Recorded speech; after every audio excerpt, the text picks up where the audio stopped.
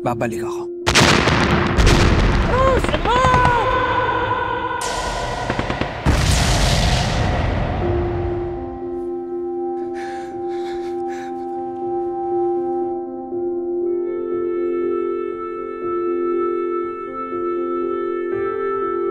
Magpapaalam lang po sana ako. Wala na rin po kasing point na magstay ako dito. Wala na po akong inaantay na bumalik. Sa tingin ko, dito ka na lang muna. Yun din naman ang gusto ni Michael eh.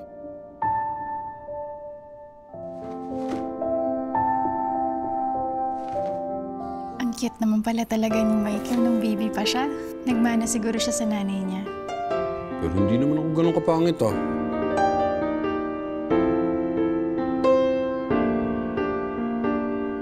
Hello?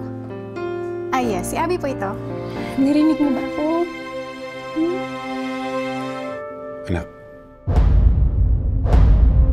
Nak, kung gusto mo lang tumigil sa trabaho, dito ka na lang sa bahay. Tulungan mo na lang ang tatay. Alam mo, mahal sa pinanggalingan ko. May isang babae. Nahuli ng asawa na may kalaguyo. Hindi mo naman siguro gagawin sa akin yan, mahal, no?